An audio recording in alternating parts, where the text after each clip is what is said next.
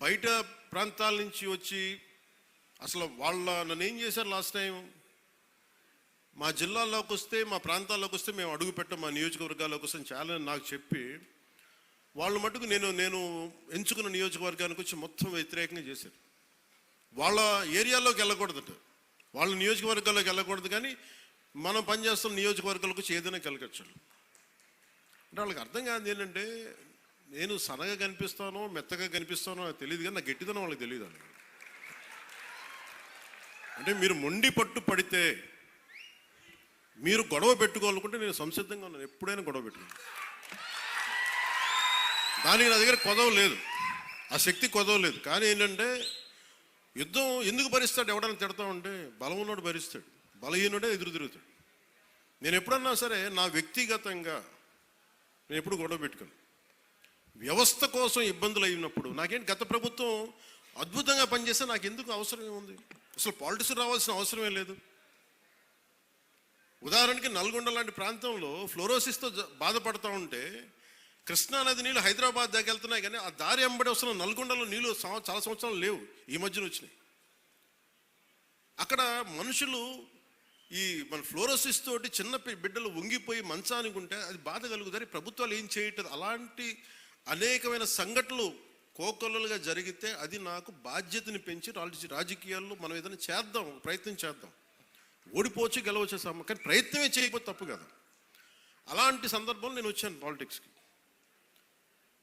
అలాంటిది నేను కింద పడ్డాను. ఇందాక మనోహర్ గారు మాట్లాడుతున్నారు, పుష్కర కాలం దాటింది నేను వచ్చి పాలిటిక్స్ 14 సంవత్సరాల పైన. ఎవరు తీసుకుంటారు? నాకు రాజకీయాలు, నాకు డబ్బు సంపాదన, నాకు డబ్బు సంపాదన, నేను బిగ్ యాక్టర్, నేను నెంబర్ 1 యాక్టర్ని కాదేమో, కానీ నా స్థాయిలో నేను బాగా డబ్బులు సంపాదించగలిగే యాక్టర్ని. ఓడిపోయినా కానీ, సినిమా ఫ్లాప్ అయినా కానీ డబ్బులు చేసుకునే కెపాసిటీ ఉంది నా సినిమాలకి. అది మీ అందరి అభిమానం, ప్రేమ వల్ల.